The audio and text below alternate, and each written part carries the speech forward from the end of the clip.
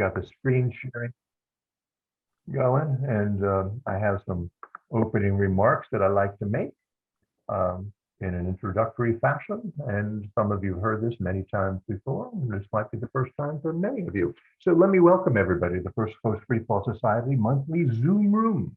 We're an organization of individuals that prefer science and reason over religious dogma and fanaticism. We've enjoyed the non-religious community of Northeast Florida since 1998, and we are now in our 24th year. We're on Facebook, Twitter, Meetup, and Instagram.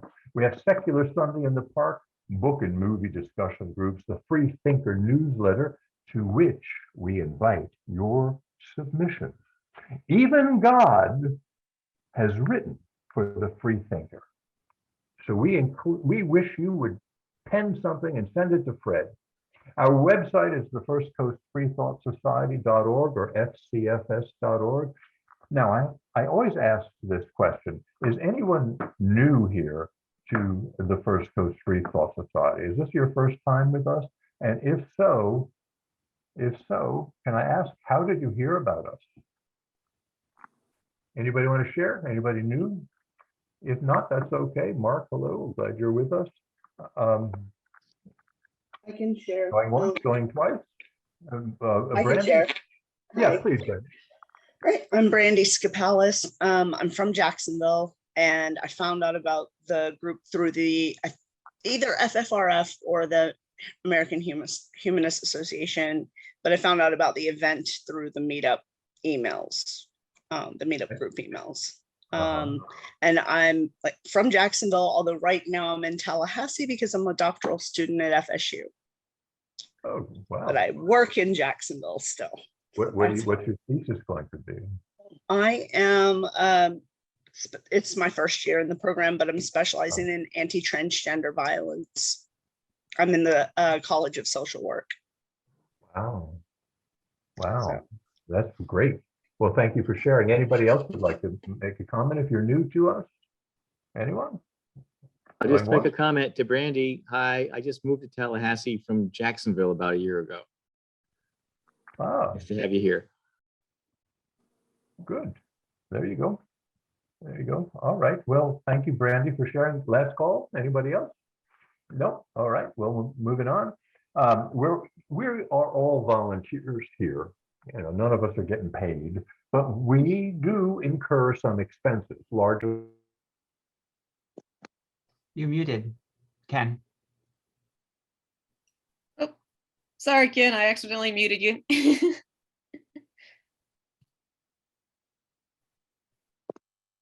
Ken, you're still muted. I'll handle this. There you go. Okay. All right. So let's go back. All right. We're all volunteers, yet we incur expenses, largely promotion. We promoted online, on the radio, and in print. And if you know of a viable place for us to promote, please share. Maybe a college newspaper, maybe something else, maybe skywriting. I don't know, but if you got a good idea, let us know. We would like to promote ourselves wherever you suggest that might be viable. We also have some associated costs for our website and fees for regulatory compliance as a 501c3. So if you can see your way clear in any way to offer a donation of $20, $50, or $100 or more, or any amount, you'll be part of the reason we're able to continue our outreach. And we now offer a beautiful logo t-shirt with every donation of $100 or more. Just tell us your color, preference, size, and your mailing address, and we'll send you one. You can look at our website for details. We're tremendously grateful for all who have become members and continue to make donations. We need you. Next month, on Monday, June 20th, we welcome Dr. Ryan T. Cragen. He's a sociology professor at the University of Tampa and a renowned researcher and author who will offer a presentation entitled The Relationship Between Religion, Non-Religion, and Happiness. July 18th, we have Prince Joe Dare, a Sobriety Without Superstition. September 19th, we have Anthony Magnabosco, or a representative or a lookalike. He's going to talk about street epistemology. Then on October 17th, we're welcoming Gwen Bradshaw. She's a former preacher's wife who's turned atheist, who now hosts a radio program entitled Nude Radio. She's now a nudist, and she's got a fascinating personal story that I think we'll all enjoy listening.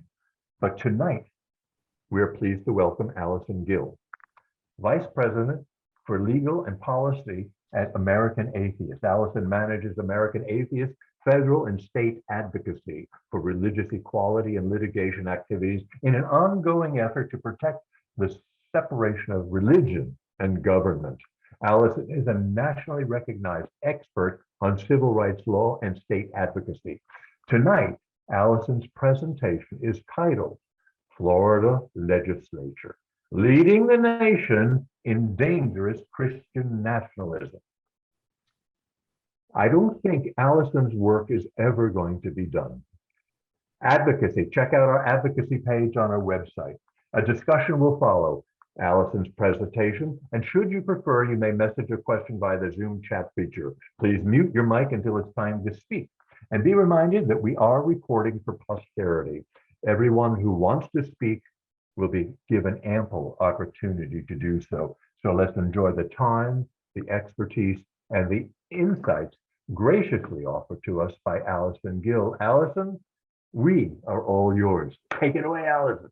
Thank you so much, Ken, and thank you all for inviting me today. I'm excited to speak with you all. Let me go ahead and start by sharing my screen here for the slides. How's that looking? Is that good? That looks great. Okay, perfect, perfect. So I'm going to start by talking a little bit about, well, what is Christian nationalism and what am I even talking about here and why we're talking about it. And then we'll talk about some of the legislation we've seen this year in Florida in 2022. Now, the Florida legislative session is over, but it was a pretty dramatically bad one. And I'll talk about some of the bills that happened this year. And not all the bad ones. I don't think I could cover that possibly in an hour, unfortunately, but many of the bad ones, and also how they relate to national trends. So both what happened in Florida and how it relates to what's happening nationally. And then I'll connect that to a little bit further what some of the history in Florida is and why there's been sort of this ongoing, I guess, trend towards bad legislation in Florida. And finally, we'll talk a little bit about how secular people can engage in this terrible environment. So I get asked sometimes, why are we speaking about these things? Why are these atheist issues? And I think it's important to address that. The reason we speak about, atheists say that they care a lot about things like the separation of church and state, of not being forced to live by the religious rules of others, about science and rationality, and but all those things, separation of church and state, all of those ideals, they exist in the context of people's lives. There's no sort of, ideal of separation of church and state that exists separately from people, from the laws we live by, and from the circumstances of our lives. And so when we're talking about these issues, they are connected to the, all the issues that we're seeing legislated about and things that we're talking about. So to defend our shared values, especially in a society like ours, where religious forces such as Christian nationalism are growing in power and more so affecting all of our lives, it's important that we push back against religious coercion in various different policy areas. Specifically, what we're talking about today are things like attacks on secular public education, on access to healthcare that various religious groups want to block, and efforts to indoctrinate youth. So with that in mind, how could these not be atheist issues, right? These are all things that sort of reflect, are directly affected by how well we can preserve the separation of religion and government, and also prevent religious coercion so that we all have freedom of thought and belief.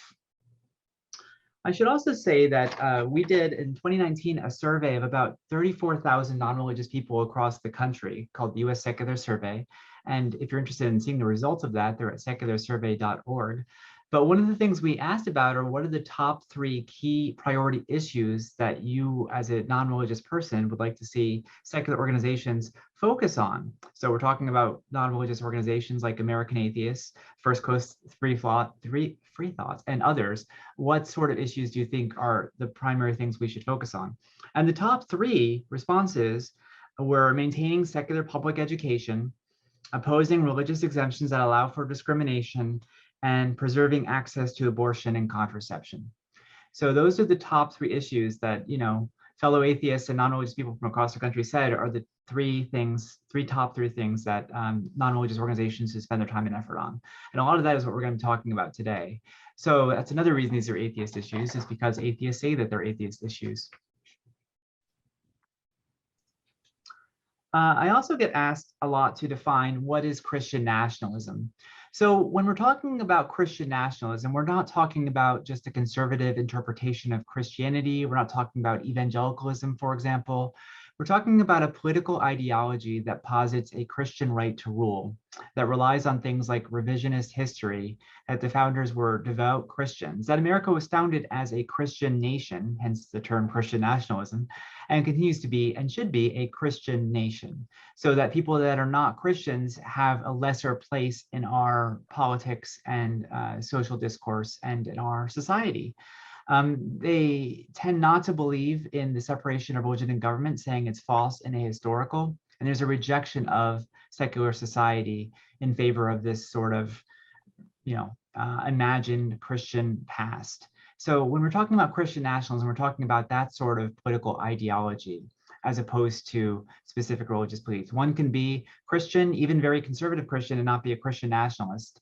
And one can be a Christian nationalist and only have vague Christian beliefs, or not at all. One could buy into it. So there is a differentiation there that's important to note. So with that, let's talk about Florida legislation and trends for 2022. So I'm very happy to say that the Florida legislature has closed for the year, because it was disastrous when they were open. And I think we're all happy when they're finished legislating.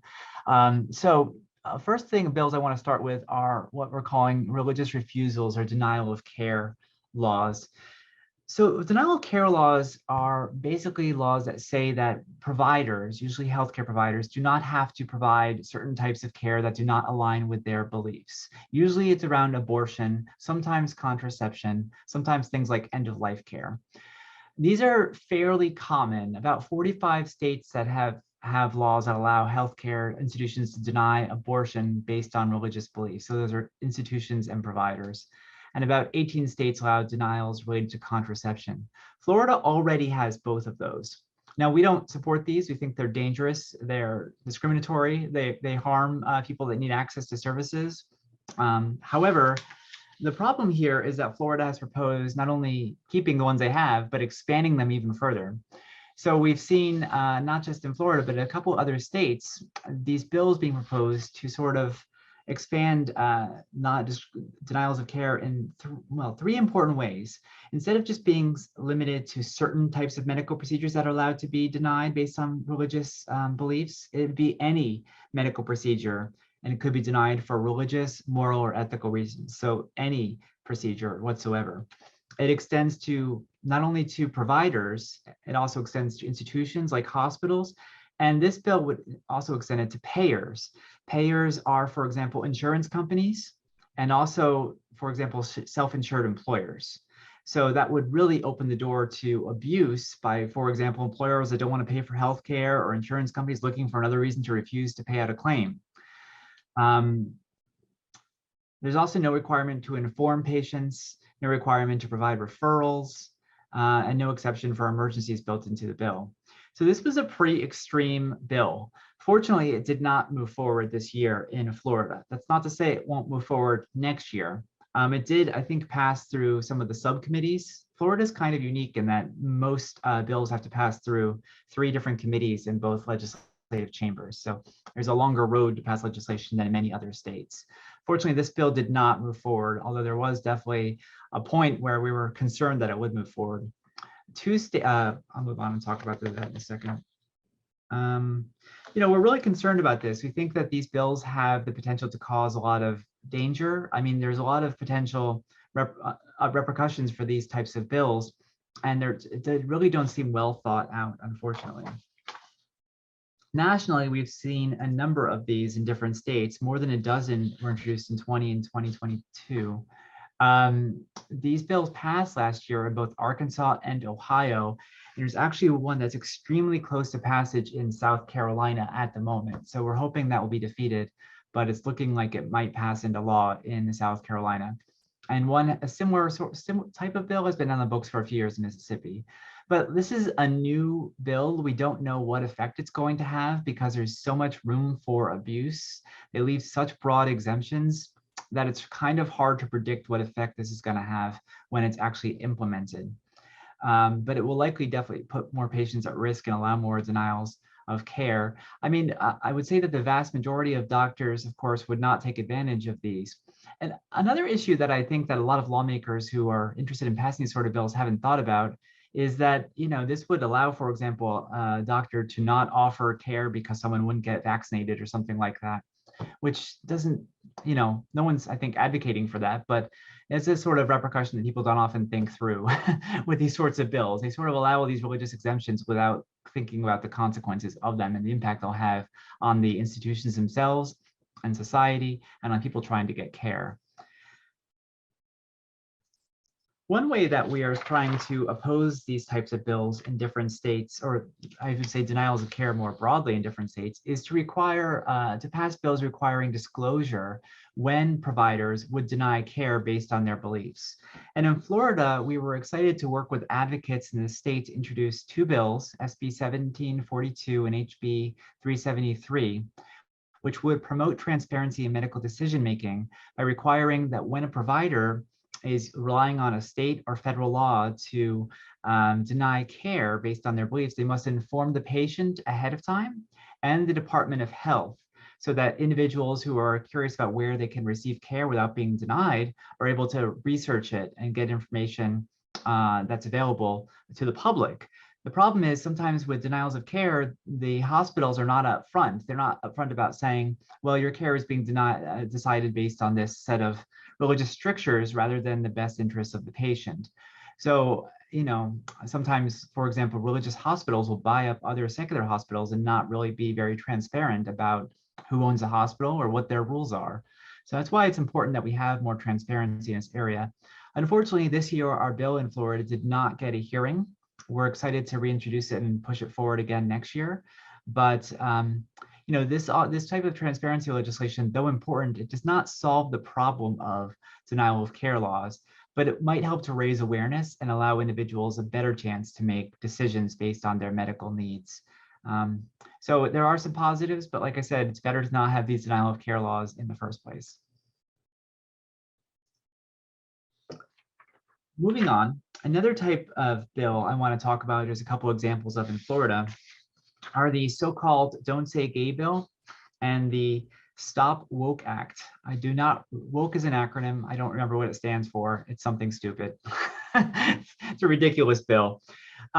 These bills are a part of a wave, unfortunately, that we're seeing around the country, which I'll talk about a bit more in a second. But the Don't Say Gay bill, the drafters called the Parental Rights and Legislation Act, is, you know, it actually expands on a bill that was passed in Florida last year dealing with so-called parental rights in education. However, it really does, unfortunately, serve to erase LGBTQ students and families by banning classroom discussion and might chill support for LGBTQ youth. And it also allows parents to sue and get damages for violation, which is potentially extremely dangerous, which causes, you know, schools to be forced to sort of really be careful about these issues and how these issues are being described and discussed in their schools. These bills have gotten so much press this year, I'm not exactly sure how much to go into them because you're probably all very aware of them, having heard about them in the media for the past several months. The Stop Woke Act censors diversity training for schools, agencies, and even private businesses, which I find most fascinating because it almost certainly violates the First Amendment. Not that that has ever stopped a lawmaker before. But here, unfortunately, we saw this pass and really be pushed by the governor in Florida. It has a chilling effect on honest discussion of history and also of just diversity training in Florida. So we'll see what happens with these as they are implemented over time. Unfortunately, these types of bills, when we've seen them implemented at the national in other states like in Texas and elsewhere, they have resulted in things like book bans. There's a pretty famous list of over 600 books that have been circulated in Texas that different lawmakers are trying to get scrubbed from different school libraries. And, I think in Florida, I read recently that the governor has listed over 100, maybe over 120 different, I don't recall the exact number, you'll have to forgive me, different textbooks that no longer are able to be sort of used in the state, because they fall afoul of these two different, laws. And I think I remember 50 of them were math books. And so there was some really good reporting, I think, about what are these math books actually saying? Are they actually problematic? And the answer is no, of course not. They're math books. They don't discuss any problematic issues. Well, I don't know what they're considered problematic, but they're perfectly reasonable math books, and they're being sort of expunged from the schools. So this is incredibly troubling, and it's being used to support censorship in different states, including in Florida. In some states has resulted in firing of teachers, in mass complaints, and requirements to teach historical tragedies in a neutral way. There were some pretty famous recordings of that, instructions to teachers in states like Texas. In Florida, there is a parents group that's been very active in sort of bringing complaints under these types of bills. And so they'll definitely use it for campaigns to target, diversity education in different areas. So it's going to be interesting to see how this is implemented. Interesting and destructive, frankly, to see how this is implemented, unfortunately. Hopefully it will be reined in, because there are some really clear First Amendment conflicts with some of these bills. The goal was really censorship of disfavored topics, and it's achieved through intimidation of educators and undermining support for public education. And, sometimes there's a lot of nitpicking about the language in these bills. And, it's important to understand not only what the language says, but how the bills are going to be implemented, because that's really key.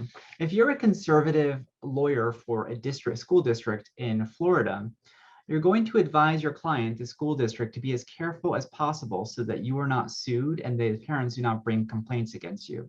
So even if on its face, the Diversity Stop Woke Act, does not say you cannot teach these issues, that is the way that this will be interpreted by those who are, who are worried about getting complaints from parents, worried about liability for school districts. And the same is true for the Don't Say Gay bill. I mean, that's what they're concerned about. They're concerned about liability. And so it's going to be interpreted in the most cautious way possible for the school districts. So you have to think about implementation, not just what the words are on the page, although I would say the words on the page are inherently very discriminatory. So I'm happy to take more questions on this, but we've seen just a wave of these censorship and surveillance bills across the country. Unfortunately, it's not going to stop with Florida. And frankly, we might see these billed next year. I think I have a question there. I'm happy to take a quick one, although I do want to keep it moving. On the topic of book ban bills, we also had one of those that was House Bill 1467 that I believe also passed. Thank you for that. No, that's a good flag. Yeah. So if you're interested in reading that, it's 1467. Great. So yeah, this is not going to be the last time. I mean, this is something that's been pushed by the governor and a lot of his caucus, unfortunately, in the state. And there was a couple bills that did not pass that are even more extreme, like, for example, bring liability against individual teachers, right? That did not pass this year. It very well could next year. So I'm hoping, we might very well see doubling down on these issues over time. So it's worth keeping in mind, and we have to work to oppose those next year. And also there is the abortion ban. So this is SB 146 HB 5, which is a 15-week abortion ban. This is similar to the law that is being challenged in the Dobbs v. Jackson's Women's Health Organization case at the Supreme Court. And this bill did unfortunately pass in Florida this year. It bans after 15 weeks of pregnancy and places additional certification and reporting requirements that make abortion more difficult to access. So it's very similar to the Mississippi law that passed. It's different from some of the other extreme anti-abortion bills, like they passed, for example, in Texas. It's different from those, but it is sort of, it's definitely a limitation on abortion. So I want to just sort of relate this to the trend we're seeing across the country. And this is the trend over the last several years of increasing state anti-abortion legislation since the elevation of Justices Kavanaugh and Barrett. And we just saw a spike in this type of legislation after, Kavanaugh and around the same time, and also after Justice Barrett. What's really happening here is that the states were sort of vying to be the ones who bring forth legislation to get before the Supreme Court. And that's what we have now.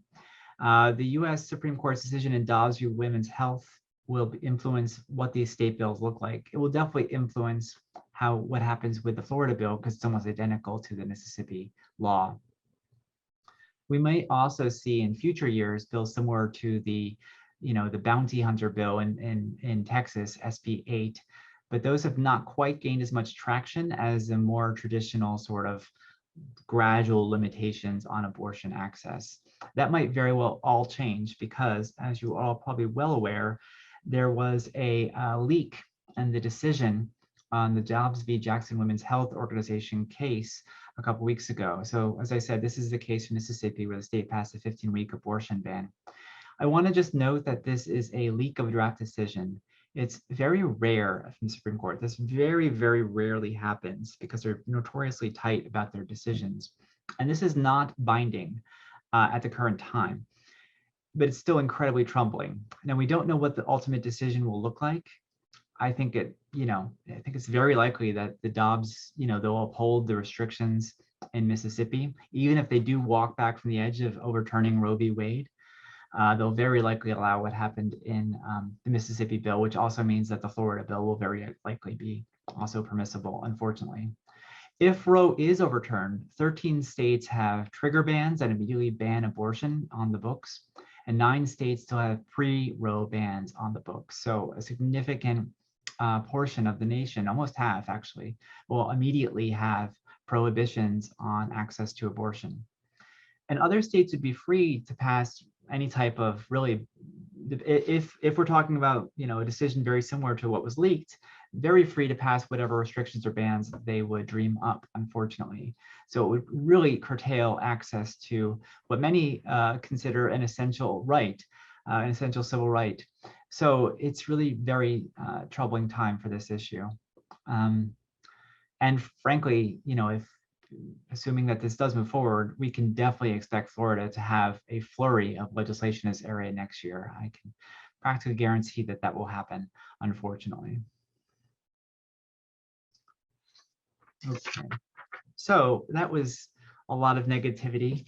I realized I have maybe too much negativity for one Monday evening, but I think it's important for us to be aware of these issues. Frankly, it's not going to help anyone by putting our heads in the sand about what's happening in the state. So I also want to talk about some of the previous sort of bad ideas and negative things that are happening that are led by Florida, unfortunately. And one that we've seen over the past several years is Project Blitz.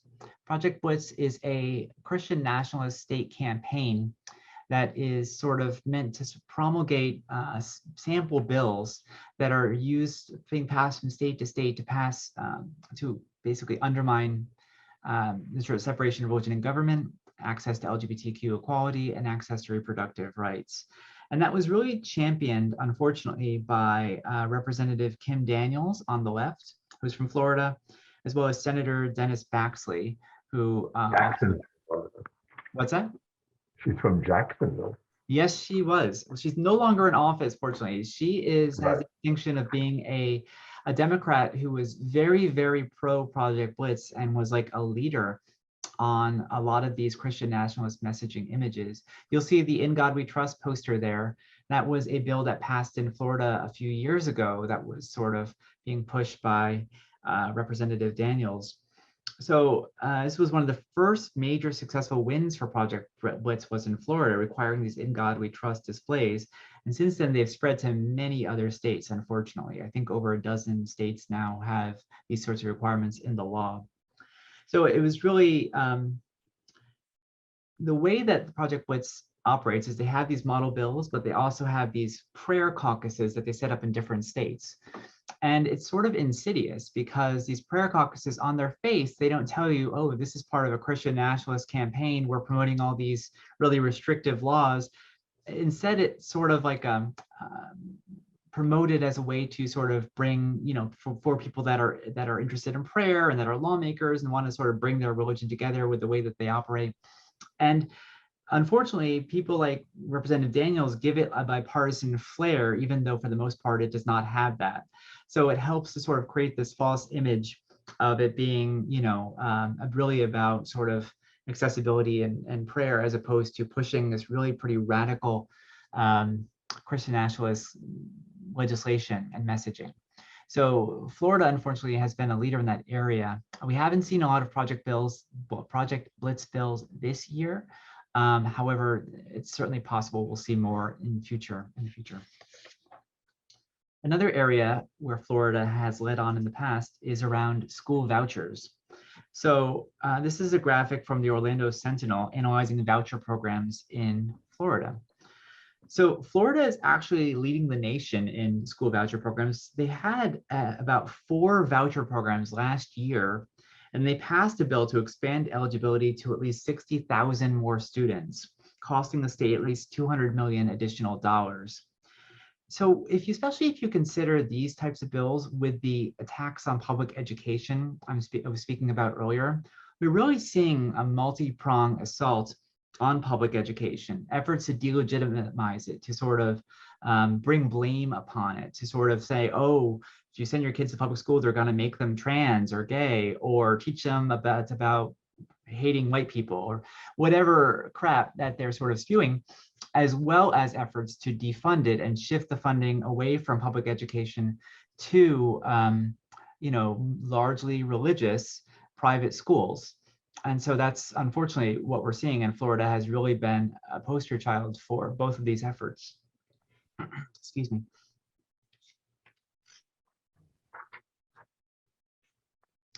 If you want to learn more about the state of the law in Florida, we have a terrific publication called The State of the Secular States, and that's available at atheist.org/states. We publish it every year, and it looks at all 50 states plus DC and Puerto Rico. And we look at approximately 50-ish different measures of religious equality and the separation of religion and government in every state. We also have individual scorecards for Florida and many others. You see a little snippet of Florida's here. You can actually download just the scorecard for Florida if you're interested, and it makes a nice handout if you were going to lobby or speak with lawmakers or just talk about this at a meeting.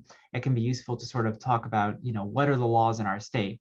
And the reason we do this is because if you want to make change, it's important to have a benchmark so like what are the laws in our state? What are we trying to impact? What are they trying to pass? And how do we work to make a difference? Because without that, there's far too many laws to sort of, for any person to keep aware of. It's hard to know exactly what it is to work on in the state. So it's meant to provide sort of a roadmap for advocates to understand what are the positive and negative laws in the books, and how can we work about go about making change.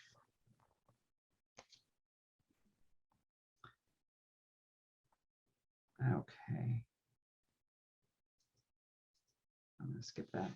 So with that, I want to talk a little bit about what can secular people do in this environment, because it's easy to feel powerless to be able to make change, especially given this sort of onslaught of negative legislation and all of these bills that passed this past year. I will remind you, though, the denial of care bill got a lot of opposition and it did not pass this year. So not all of these bad bills pass into law. And I also like to say that we see thousands of terrible bills every year. The vast majority, even in Florida, do not pass into law. So it's important to sort of keep a certain level of optimism. I always say that you can't be an effective advocate without hope. So it's important to keep a certain level of optimism about our ability to fight back, and to remember that the vast majority of bills do not pass into law, even if a number of bad ones did pass in Florida this year. There's still opportunities to fight them, and they're definitely going to come back and try to get other things that they were not able to pass this year, like the denial of care bill. So let's work to stop it next year as well. But things you can do. Well, first of all, if you're interested in tracking the bills, we have a state tracker on our website, state legislation. One of the things we always ask for help with, and because we're tracking literally thousands of bills across the country, is if we miss any in your state. If you don't see any, when you click on your state, if you don't see one that you think is important and that we should be tracking, there's a little button you can press, and then you can send it to us so to make sure that we know about it. because when you're tracking that many bills, it's easy not to catch everything. So we really do depend on folks that are also interested in legislation to flag things for us so that we know. You can connect with your legislatures and visit their district offices. So you don't have to go to Tallahassee. I think most folks probably know that their lawmakers are based in their local district as well, especially in the off season. So you can often request meetings and set up, and especially now in the age of telecommunication, set up meetings with your representative and senators or your local officials as well locally to talk about issues that are important to you. You can submit written testimony as an individual or as a group, or testify in person if you're going to be near Tallahassee, which I hear several of you are, which is fantastic. If you are interested in that, you should email me and I'm happy to connect you. We often have a fantastic advocate who's our assistant state director named Devin Graham, who's based in Tallahassee, who often testifies against a lot of these negative legislation. So if you want to go testify and hang out with Devin, who's going to do it, I'm sure she'd love to have you, and you could spend the day there and hear all the terrible things they're saying in person, which is great. You can also join organizations and work to oppose bad legislation. And I think it's important that we continue to talk and write about these things, because it's easy for these bills, especially some of the ones that aren't getting as much attention, like the denial of care bill, to slip between the cracks, because some of them are getting a lot of attention, like the Don't Say Gay bill, which is good, but at the same time, there's more than out there that's really bad than that. We also have a Florida state advocacy team that we've created, which is a fantastic group of advocates all across the state that we are trying to grow in different states. So it's sort of like a pilot project in Florida. So folks that want to become very engaged with advocacy and want to learn more about it, we're asking to join the state advocacy team. And then, there's more additional training involved. The American Atheist staff works with those people in the advocacy team more closely. And there's a higher level of sort of work we ask for, like going to speak with lawmakers and working with partner organizations and getting more engaged. So that's a way to sort of become more engaged as an advocate if you're interested. And you can email me and I'd be happy to connect you. Another way to stay in touch is through action alerts. So American Atheists sends out action alerts to constituents when there are negative bills that we can fight back against. So we do the targeting, so this bill is going to this committee, so that's where the action alert, that's where your letter should be sent, or it's about to it's about to pass and go to the governor, so we need to target the governor with actions and letters. So we have a system that allows us to reach out to you and let you know like what's happening, so that you can send it to the proper place. And it's very straightforward. It's just a few clicks once you're in the system. So if you're not already in our action alert system, we encourage you to join. I've set up an action here. You'd be sending through this action, sending our 2021 State of the Secular States report to your lawmakers by texting states at 855-465-5149, and you get a link back where you can then fill out, and let you take action, and then you'll send the report to the both your state senator and your state representative. And then you'll also be linked for future actions that are taking place in Florida, so we can warn you, and you can choose to take action there as well. And that's it. I hope I wasn't too depressing. I know there was a lot of negativity there, but like I said, it's really important that we fight. There's I don't know who said this. Was it Shakespeare? Don't kill the messenger. Don't shoot the messenger. Don't shoot the piano player. You're just bringing us the news. Yes, but he also said kill all the lawyers, right? So I don't know. I think I'm torn. First, we kill all the lawyers. Right, Macbeth, or I don't know, but you set the stage, and the stage is depressing. That's not something to scoff at. Right. It is depressing. We have and one of my we're going to open this up to everybody, but let me start it with this question. Why do you suppose, Alison, and you've been studying this, you're an attorney and you've been out and about the entire country, but why do you suppose this trend of people who are Christian nationalists has gained so much traction in the last 5 years, let's say? Yeah, well, I would recommend two really fantastic books, but a really fantastic book on this is by Catherine Stewart called The Power Worshippers, right? You know what, Allison? She was on one of our guests. Fantastic. And we had her on. We've read her book, and I agree with you. Yeah. And she outlines that. So if you're in line with what she is talking about, Yeah. then I understand what you're saying. But continue a little bit, because not everybody on this Zoom room call was in the Zoom room with Catherine Stewart. I'm happy you recommended that. Oh yeah, absolutely. It's a fantastic book. And she sort of tracks the rise of Christian nationalism all the way back from the cases around Bob Jones University and sort of segregation, the issue of segregation at religious universities, and sort of the rise of abortion as being a political issue used to gain political advantage and fundraising, and how it became tied with the sort of free market ideology over time, and basically built into sort of this alliance of convenience between this sort of, I guess, libertarian-esque deregulation, as well as increasing amounts of Christian nationalist-driven, political ideas. So it's a really terrific book because it delves into that in more detail than I can give in a short description. But I think it's really helpful because it shows the linkages over time. I find it fascinating, and I've never, I should actually ask more older religious folks about this, because, in the 70s, the Southern Baptists were, they were pro-choice, right? There was a lot more, I guess, openness around, the reproductive rights. And so, and I just don't, it seems like a lot of people have changed their sort of tune over a period of time, mostly under pressure from religious organizations for these political reasons. And I guess it's just interesting that this became from a non-issue to such an issue over time. Although maybe it's not that interesting, because frankly, no one talked about trans issues 5 years ago. So, and now it's everyone is talking about the Don't Say Gay law and all those types of issues as well. So I feel like that's something that unfortunately a lot of these lawmakers are able to sort of capitalize on these divisions in our society. So talking about the trending, right? The trend of atheism and people who identify as non-religious is increasing and has been increasing over our lifetime. Yes, that's all right. true. People are leaving the church and no longer identifying.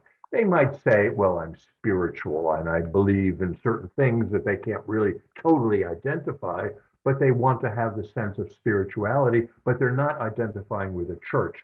And so atheism and the non-religious is increased, but what we're seeing in terms of the laws being passed and offered in our time, and the people are now sitting on the Supreme Court, the exact opposite is also so dominant.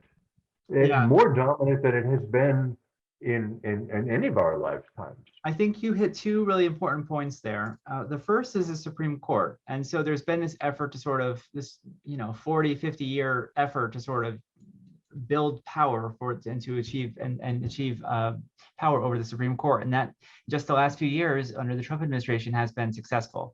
And so that is driving a lot of the negative legislation. I talked about how the abortion restrictions are being proposed based on changes to the Supreme Court. And that's true for many different areas. It's not just that one. A lot of the voucher bills are being driven based on some of the voucher decisions at the Supreme Court, like the Espinoza decision a couple years ago. So that is an important factor. But separately, another factor is, there is this religious, I guess, conservative movement is feeling increasingly like they're losing control over the culture. And if you'll think about a lot of the bills we've been talking about, they're very focused on education and on children.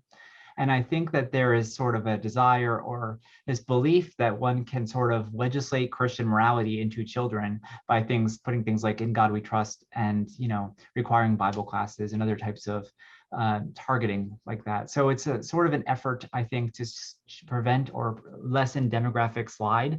But that's sort of some of the things I was thinking about. Right. Well, everybody wants to reach the children. Yeah. It doesn't matter which organization it is. If you want to try to direct the future, we got to get to the children, right? But they've been successful. doesn't matter whether you're an atheist, a non-religious, or religious, whatever you Sierra Club, whatever you want to get to the kids. You want to teach the children how you think. That's why everybody says education. That's our ticket out. But when you hear people talk about education, they just want to educate people mostly based on their philosophy, their worldview, their sense of what the world should become. Yeah. So here we have these, people who were just nominated by Trump, 3 and Supreme Court justices now sitting on the court who promised us in so many words that Roe v. Wade is the settled law of the land. And now we're looking at this leaked draft that suggests maybe they weren't being honest with us. So how much deception is involved? I don't know where you went, but there's a lot of deception. I don't see you anymore, Alice. Oh, you don't see me? I see you. Okay. Oh, well, that's good. Yeah. Sorry about that. You got to look at me, but okay. That's a good Go ahead. question. I mean, they. Oh, there you are. You're over here. Yeah, they are. Here, why don't I stop sharing? That way it'll make it a little easier on us. Let's see. So I mean, And then we're going to go to Fred. Fred's got a question. sounds good. Okay. So Follow up. they are lawyers, right? They did not explicitly say, oh, we're not going to overrule Roe v. Wade. They use sort of weaselly tactics. So I mean, it's hard to say whether I'm sort of skeptical of the idea that they said something, that they weren't going to overrule it. I mean, that's the entire reason they were appointed in the first place. Is why the Federalist Society approved of them. That's why they were brought up before the court. It's all sort of a joke to assume that they didn't know that going in. I mean, that's why they're there, right? So I don't know. I mean, I think from a legal perspective, are they possibly? Did they perjure themselves, do you think? So when you're talking about impeachment, you're basically not talking about a legal process. You're talking about a political one, right? Because Right. If the But they swore under oath. Sure. Is that liable? People have been impeached for perjury before, right? Sure. I mean, there was Clinton. He's pretty famous. Okay. But So like, are they possibly liable for that?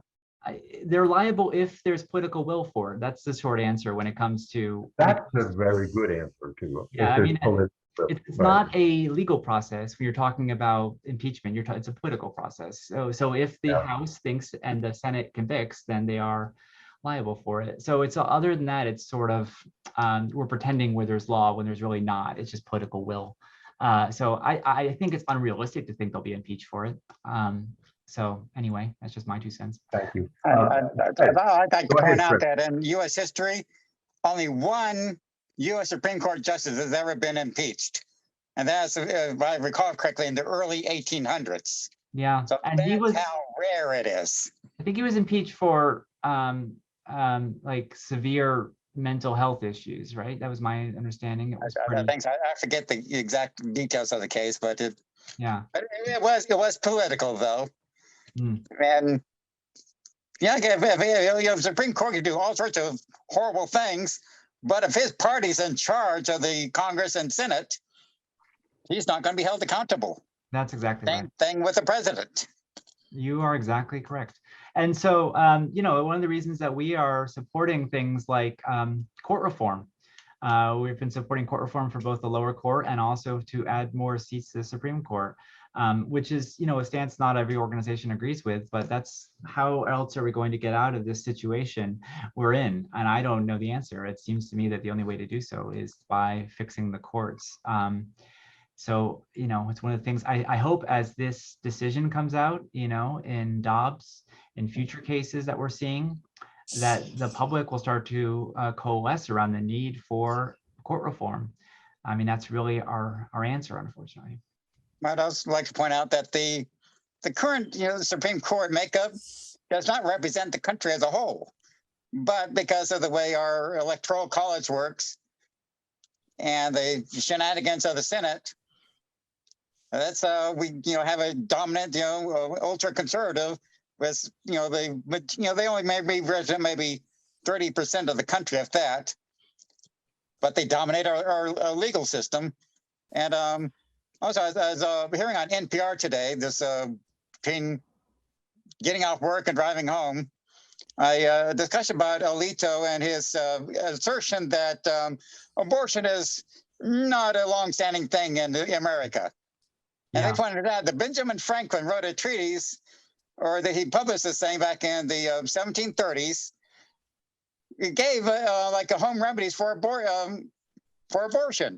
That had been, he's reprinting something from Britain. The way it was, of course, is the British colony still at the time. But it was published as a kind of a all-purpose manual with many different things, including home remedies, including for abortion and so forth. And it didn't raise a stink. There was no no big deal. There's been a lot of So criticism. Alito is speaking from a proper position of ignorance, pretending to be, oh, I speak with originalism, which is, he's bullshitting. Yeah, there's been a lot of that trend from, I guess, not only just Alito, but conservatives, not only in the abortion context. And you're right, there's been a lot of legal scholars that have pointed out the problems with his arguments when it comes to abortion and how false they are. But using this idea of historical trends to sort of re-entrench certain sets of in the context of religion, for example, support for only one religion having its a prominent place, of course, being Christianity. And if you look at, for example, a few years ago, there was the Bladensburg Cross case in the Supreme Court, which was about a giant 50-foot tall cross in Maryland.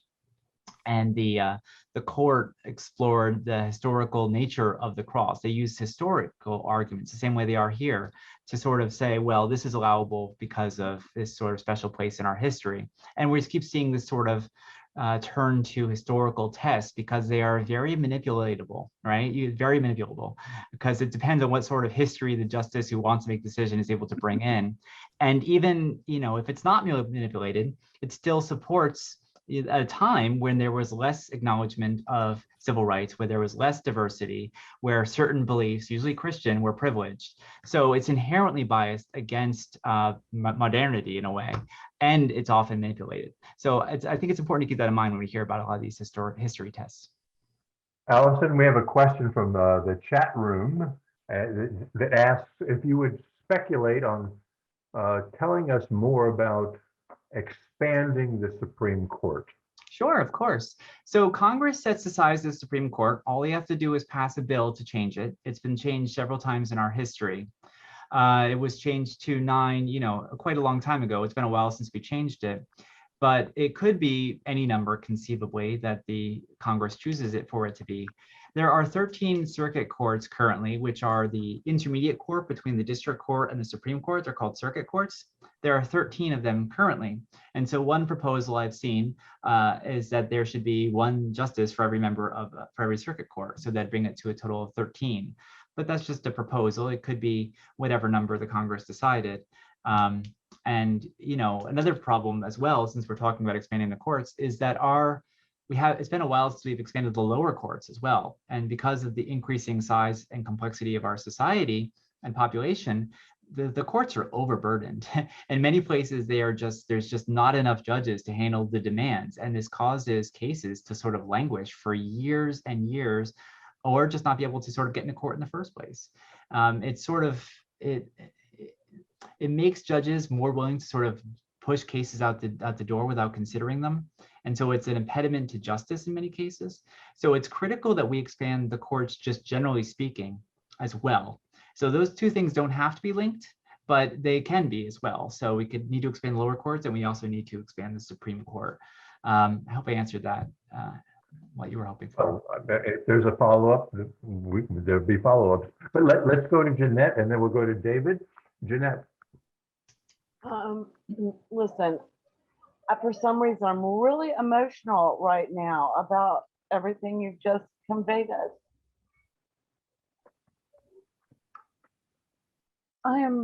It's not just the abortion issue, it's our privacy, right? It's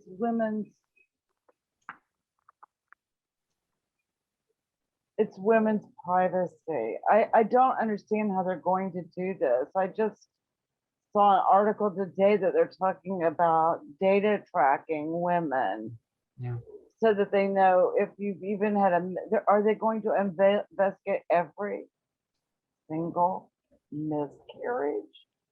I'm sorry. Yeah, no, it's hard to know what's going to happen. I mean, this is not, I don't know there's a precedent for this. I mean, in a society as large and complex, and by the way, I'm sorry, I feel that you're the hurt and the sort of, fear you're exuding, and it's very fair. It's a very challenging and difficult thing. So I think many of us feel that way at the moment. But like, we haven't seen a precedent for this where a major right has been rolled back in this way. And the impacts, I mean, we're talking about being rolled back in some states and not others. It's going to create such tension between the states, and we're already starting to see that. Some states don't want people to leave to be able to get abortions elsewhere. Other states are going to want them to be able to have access, right? There's going to be fighting between the states. There's going to be, how do you implement this? So is it going to be possible for states to get phone records and other types of things around tracking in order to, and we've already seen people being criminalized because they had miscarriages, where them sort of being overzealous because maybe they accuse the person of doing drugs and therefore it's purposeful or whatever it might be. Right, That's exactly. But they've murdered their own fetus. It's insane what's happening. And that's actually been happening for years. It's mostly targeted towards people of color. We've seen that for quite a few years, unfortunately, and it does not get as much attention as it deserves. But that will only increase after, if Roe v. Wade is overturned and just become more rampant. So, these are all very scary things, and I don't know how it's going to work out, frankly. I mean, there could be a real division. I mean, this might be what leads to some real tension between our states and society, and I don't know how this works out in the future. Well, Alison, if you had the crystal ball, you would be the billionaire. You would be ahead of all of the Elon Musk types and all that. If you had that, if you could predict how this is going to work out, but the trending doesn't look good for our team But right now. I just don't understand how women's privacy isn't somehow protected. I don't understand how this is happening, period. I don't understand how you cannot see the connection between, now the amendment is escaping me, is the fifth, the privacy. It's privacy. Yeah. How is that possible? Roe v. Wade was decided in a large part on the 9th Amendment. And so, go ahead, Alison. Well, the privacy rights are sort of, tied to what's called substantive due process, right? So that's what we're talking about in being applied to the states. And that is tied to several other fundamental rights, which we could see also at risk in the future, things like access to contraception.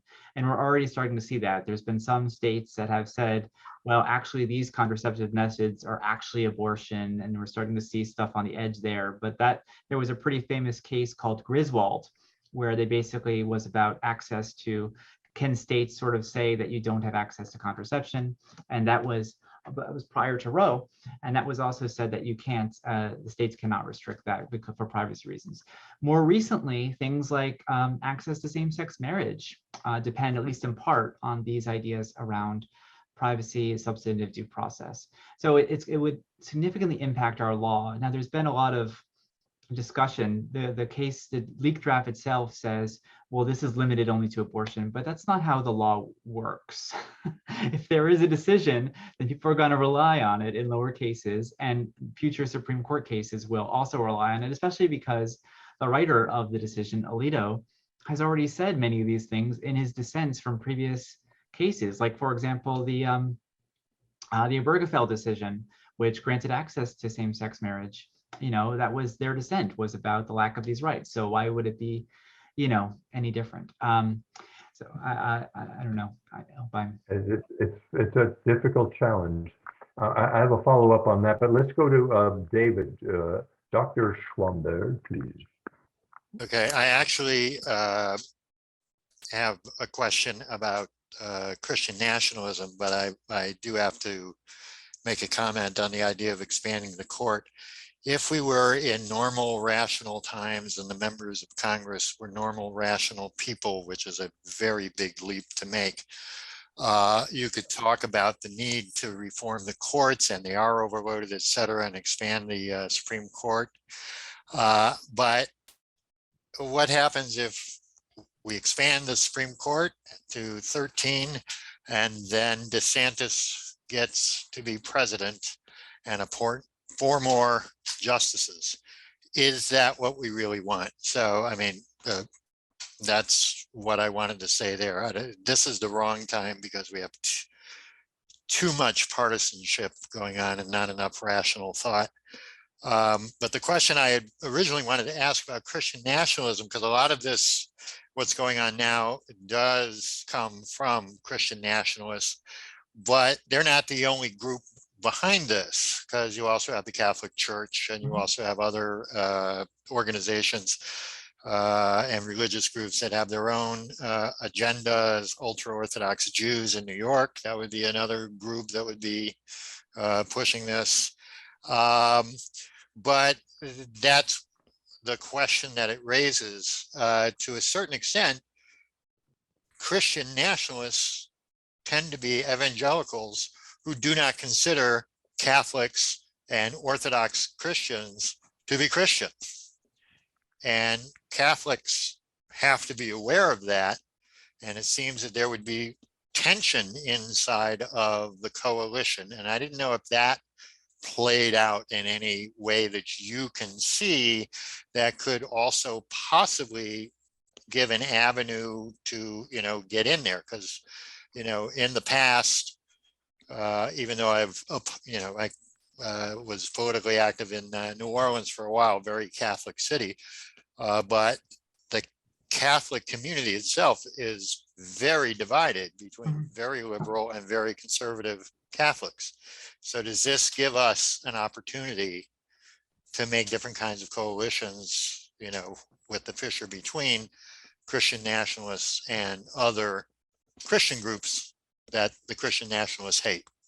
Yeah, those are great questions. So, one of the major, changes or implementation or revolutions that has happened for the religious right has been the long-time coalition building between Catholics and conservative Judaism and, evangelicals and Christian nationalists. So there's been like a long time sort of building of power in these areas.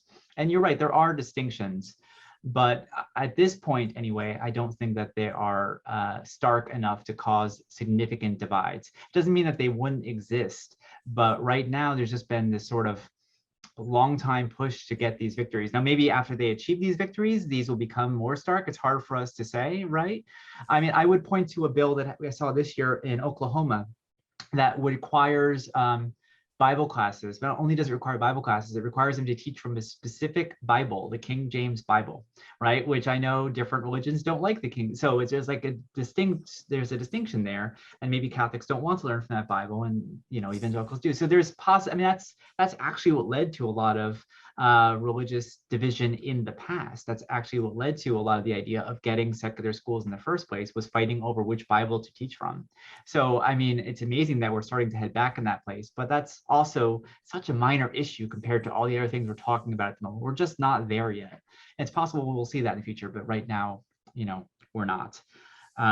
As for your other question around the Supreme Court and partisanship, and is this the right time to expand it?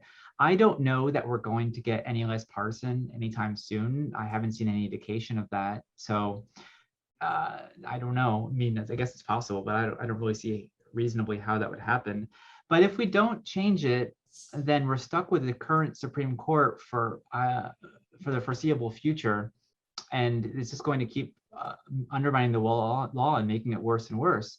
And so, yes, you are correct that the next administration could come in and make changes and add more, and then their side could add more. That might happen, but you know what? If we get 50 judges on the court eventually, that's not actually that bad a thing, because judges are not all carbon copies. Sometimes you actually do see division. I mean, you see Roberts has joined the Bostock decision, right? And you saw, Gorsuch joined that to sort of recognize protections for LGBTQ people at the federal level. Well, they're both conservative justices. So sometimes you get distinctions, right? So the problem here is if we have more people and less ideology, that's actually maybe a good thing. So it's just another thought there. I can understand why people are reluctant. It is sort of a radical approach. Okay, thank you, Allison. Thanks, Yeah, David. thank you. Everybody's going to have an opportunity to speak, but we're getting down to the last moments, not the last moments maybe, but if you have a question, bring it up. Let's talk about it. Let's discuss it. There's a lot of things that are going on in the chat room that people are not interested in speaking about, but there's a few things that are there that are not on the topics that we're talking about. They're tangential. For example, why people are, we've got this situation because that's the way people voted. Well, yeah, we get that. That's the way they voted. Why did they vote that way? That's what I'm interested in. How did they get to that point? Susan, you had your hand up, or you took it down? It looks like already. No, I didn't have my hand up. I was giving a thumbs up for yes, let's expand the court. But since you called me, I do have this question about how do we best support LGBTQ kids and or say same-sex parents as the schools try to implement HB 1557. And in Jacksonville, we have this batshit crazy school board member who introduced a resolution that was trying to have recalled guidelines to stop bullying. I mean, she brought out like 100 really hateful, bigoted people, and it's concerning. So, what can we do as non-parents sitting on the sidelines to support the school board who are trying to keep kids and parents from bullying vulnerable people, vulnerable kids? Those are great questions. Well, one of the ways I would say is, I'm not sure if you're familiar with the group, but Equality Florida has been terrific and very active in fighting back against these bills. So I know that they have resources, and they're also working to push back and help a lot of the negative implementation of this. So that's Equality Florida. They're a fantastic group. We work all the time with them. They have a lot of messaging and other resources on their website. Another thing is, if you feel comfortable, I mean, and you want to go to school board meetings and speak out on these issues and why it's important to you, it's good to not just hear from the other side. You know, school boards that are hearing, sometimes they can get, my cat is like jumping around like crazy. Sometimes they can get a one-sided message, especially because you have these efforts to sort of drive out the most rabidly crazy, people to sort of testify. So providing some context and pushing on the other side and saying, we have to respect these children. We have to treat them in a way that protects their identity and that they're safe in school. I mean, just having more people say that message can be really powerful. So those are a couple ways. I invite other people to add maybe in the chat if you have other thoughts and ideas about how to sort of be helpful. Okay. Are there other questions from people? I see David, you have your hand up, or is that still up from before? And then Fred has your hand up. Are there other questions? I want to make sure everybody gets an opportunity to speak. What I've learned from Sandra Day O'Connor, this is what I heard her tell me, that when they're in their conference trying to discuss, when she was on the Supreme Court, discuss what they're doing with each of the issues that they were faced with. And they were going around the table as they sat in conference, trying to determine how they were going to all handle this stuff. Everybody got to speak once before anybody got to speak twice. And I thought that was really good for all sorts of issues, such as groups like this. So if you have something that you want to say, now's the time to raise it. Please, if you, and you still have a few moments that we're not ending yet. Let's go to Fred. Okay. Fred. Like there's I've got the number of the bill, but there's something recently about trying to make it so that they don't want anything that might offend someone for any reason whatsoever to be taught. And there's a whole lot of stuff that's really happened that can offend people that are really ignorant, or they're just bigoted people who don't want the reality of our history taught. They want a whitewashed version of history taught. But they're trying to get this, I don't know if it's law or not, but where they're trying to say, well, if it offends a parent, they can have it stricken. They can sue the teacher. They can do this or do that. And which sounds really horrible to me, because like they're saying, well, are you teaching something that, we'll say, okay, if you're teaching evolution, say, well, that offends a whole bunch of Christians who don't believe in it. Or you teach that that slavery was a bad thing, but that offends me because my granddaddy owned slaves. Yeah. Which, maybe great granddaddy now, but there are people who have this mental mania about this, and this sort of statute or bill, when I read about it some time ago, it just really just disturbed me. Sure. Well, I would say that there's really those bring two things to mind. The first, last year, Florida actually passed a bill called the Parental Rights in Education Act, which allows anyone to opt their children out of attending any sort of class and education lesson whatsoever because it offends their religious beliefs, ethics, or morals. So that is unfortunately already law in Florida. And a lot of the justification we've been hearing for the Stop Woke Act and other types of school censorship and surveillance bills focus on like people being offended and their being sort of exposed to these ideas that they dislike. So unfortunately, that's sort of the justification for a lot of the bills we're seeing. I don't know that there's one I remember hearing about that was specifically about being offended, but I don't think it was Florida that was in a different state this year. It was one of these surveillance bills. Did you have something to add, Brandy? House Bill 7 actually makes it considered discrimination to basically to offend someone to make someone feel guilt or shame on account of belonging to a group that did bad things at some point. That's the Stop Woke Act I was talking about. Yeah. I think that's the one Fred might be referencing. So it'll be interesting to see how that plays out. Yeah, that was what I heard about within the last few months. Yeah, so that did pass into law and it's being implemented. So, it's not a standard that's really workable. So it's, we're going to have to see how that happens, how that works out in the schools, because I guess part of the effort here is to really, as I mentioned before, undermine the schools, because you can't have, you can't teach if you might, offend, if you might be liable for offending anybody who has an objection, you can't teach. So what does that look like in the schools? And I don't know the answer to that yet. Alison, how do you explain or talk about the lobbying efforts that the atheists have and all of the like groups that lobby along, for lack of a better term, our team, if you will, compared to the lobbying efforts of the Christian nationalists? Sure. Talk about that a little Are bit. you saying like the size of the groups? Because, I'm talking about the size, I'm talking about the influence, I'm talking about the money involved, I'm talking about and their successes. Yeah.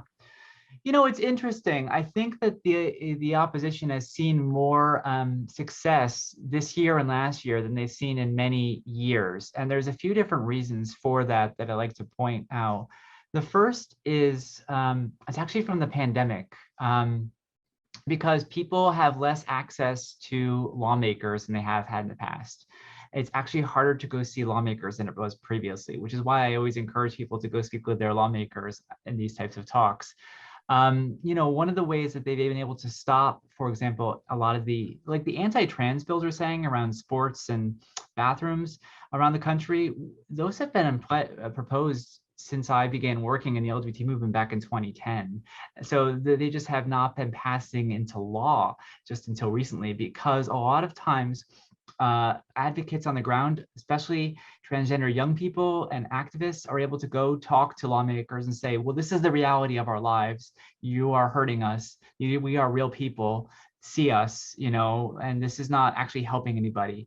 So that sort of personal advocacy is really powerful. But if you can't get access to lawmakers in the first place, if they refuse to take meetings, if they're closed and they're not, they have less ability to sort of have their door open, then it becomes harder to sort of put forth these stories and make change. So there is a little bit of that. There's also, I think, a really animated political interest in sort of, focusing on, unfortunately, these types of bills, on the surveillance and censorship surveillance bills, on the anti-trans bills, on the reproductive, denial of reproductive access bills. It's vying for political influence is just so, like as someone said earlier, it's just such a partisan environment that it's just gotten worse and worse. So I would point to both of those as major contributing factors to why we're seeing so much this year. And I think, I can't say about the size of the funding of the different organizations.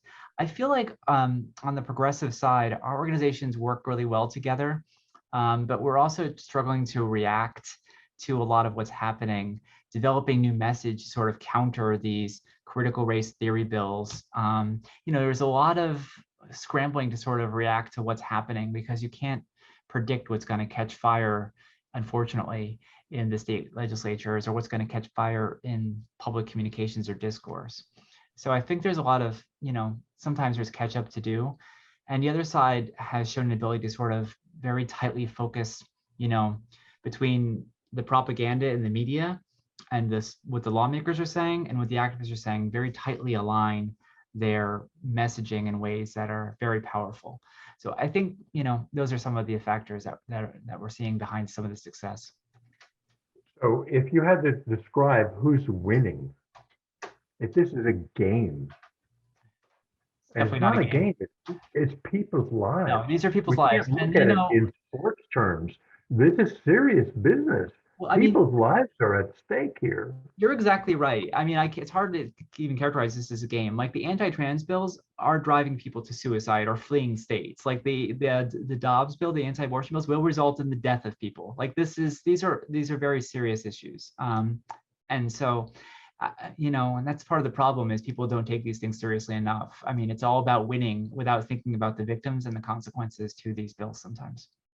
And so how do we get people to think more about the victims and the consequences? Yeah, I wish I had an easy answer for you. I mean, that's fair. No, yeah. You can say I don't know. I mean, it comes back to what I was saying before earlier. Telling your story, getting out there and discourse. Right. Winning elections. And that's what we've been hearing for our lifetimes. David, you had your hand up. I don't know if David Schwamberg, you had your hand up. Okay, I'm going in a totally different direction, and this is really more a question about strategy, and I don't have a position because I can see pros and cons, but there was some prominent person who had suggested the following, and I even got some emails from people in our group asking, should we be thinking this way?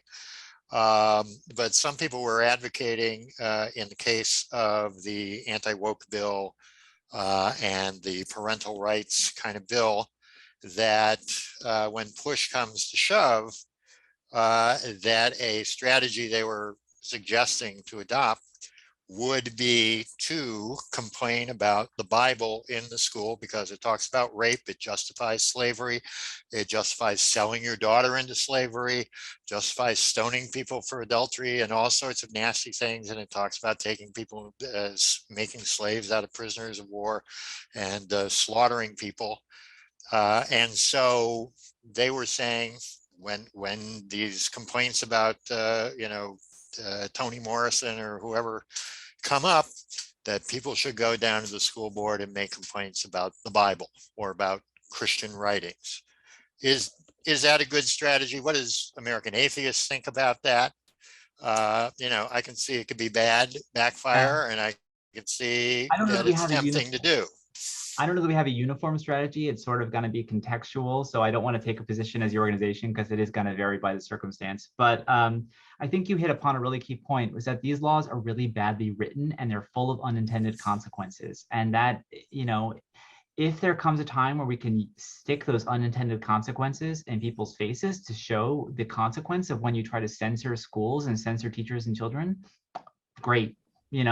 I mean, that's why we don't have, it's why we respect the First Amendment. It's why we have the First Amendment, so that we have open communication. And if censorship is causing unintended consequences, which is why we don't have censorship, then we should show that. So I tend to think it's especially when it comes to the Bibles, it seems like a good strategy. And I'll just say that personally. I'm not going to speak for American Atheists there, but it does depend a little bit on the consequence. It's not always going to be a good strategy. And also, I think of for example, the Don't Say Gay bill as well, which says you can't provide an instruction on sexual orientation and gender identity. It's so vague, it's not implementable, right? And that's part of the problem. It's meant to be vague. It's meant to quell discussion. Right. But it could also be interpreted. One can think about that and interpret it to mean, oh, I guess I can't speak about the fact that I'm married or whatever. You know what I mean? Well, right. There were some teachers in South Florida who were declaring, we will not talk about marriage. We will not talk about mothers and fathers because that's all gender orientation. Yeah. And we are forbidden to talk about gender orientation. So anything that talks about a mother and father being married as being legitimate, we will not talk about that in class. And I will not allow my students to call me either Mr. or Ms. in class, because that's gender orientation, and we're not allowed to talk about gender orientation in class. So I mean, there are those kinds of things going on. So there was a petition among teachers that being passed in South Florida. I have no idea how exactly realistic that is. It doesn't seem, I mean, it's called what? Malicious compliance, right? Where you try to undermine the law by complying with it to the letter. I don't know how realistic that is, because those teachers are setting themselves up for complaints and for possible action by the school district. So it's hard to know how effective that might be, honestly. So it's just, this is the problem with these laws. So they're so open to so much misinterpretation, and all the risk is going to be on the educators and the school districts. Right. But it's also, I mean, the other thing I'm raising is, being careful about the strategy you use, because you can have malicious compliance that makes your point, and you can have malicious compliance that backfires. So, as somebody who's worried about the strategy, I don't want to go overboard. Well, to be playing the devil's advocate, which I'm happy to do. The idea of this bill, Don't Say Gay, is age appropriateness. They're not saying you can't ever say it. They're saying not between ages kindergarten through second grade or whatever it is. A very young age that we don't talk about whether or not your mom is a woman and your dad is also a woman. We just don't want you to talk about it at this age. Yet they want to talk about everything else to our children, but they don't want us to talk about that to our children. So there's a very big inconsistency with how do we educate our children? Sure. So just one point here. So the bill, just to be clear, it applies if you're K through 3. So we're talking about K through 3rd grade, or if it is age inappropriate. And the problem here is that age appropriateness is not determined in the bill. And so, the problem is it's someone could bring a complaint and say this is not appropriate. And it's sort of, the flexibility is actually makes it more vague and more dangerous for the school district, right? But you're right, very one-sided. At some point we would say, oh yes, and we understand, at least some of us understand, that lawmakers make laws that they expect to be challenged and go through the court system. And they're hoping they will be challenged, because that will buy them at, maybe 10 years, 8 to 10 years as it winds through the court. In this case, maybe they're hoping it will be challenged. And meanwhile, the law of the land is you can't do it. Isn't that stifling speech? And there's so many challenges there. As a lawyer, you don't you salivate at just challenging it? No, Unfortunately, no, because I mean, it's set up in such a way that it is so challenging to challenge. It's not, it's hard to challenge it on its face because you can't challenge a law easily on its face unless it's invalid in all circumstances. So you'd have to challenge this as applied, which means it's not as easy to sort of strike it down. It's a little bit complex. I don't think I need to get into the details here, but it's going to be, you know, definitely something that the ACLU and other organizations in Florida are going to be challenging. But at the same time, you know, there's no guarantees here. The guidance from the Supreme Court is, you know, not, it could be stronger in this area. And it's also, the courts are just so ideologically biased in some places. So it's hard to say what's going to be happening there. I do think I'd like to sort of draw to a close if that's okay, because I'd like to head out. Okay. Are there other questions? Other comments? This is the opportunity. We have Alison Gill, and Alison. My God, you've been, you know, forgive me for saying my God. Some people recoil at my reflexive. Oh my God. But who? I don't care. It's just a reflex. But you know, Alison is the national attorney for the American Atheists. She's the one who might show up in court defending some of our positions. She's the one who is clearly very learned and outspoken and articulate. Here's your opportunity, going once, going twice. I'm going to start calling on people like Roger Curry and Alan Maggie. You know, this is an old trick I learned from professors. Professors, you know, people are hiding in the background, and suddenly they have something to say. I do have one more question, if that's okay. I was wondering, Alison, if it would be all right if we actually printed some of the contact information that you shared in your slides. We've recorded it, so we should be able to access it. If we could actually print it in our newsletter for folks. Absolutely, sure. And I'll send you the slides. I'll send you a PDF of the slides. Oh, that would be Okay. so nice. Thank you. Absolutely, my pleasure. Well, Alison, you've said it all. I don't know what more you could say. Well, thank Do you. you so want to much. sum this up for us? What should we, you know, sum it up? You know, we're a group, and we're going to go change the world right now, Alison, and you're leading our charge. Sure. How do you sum this up?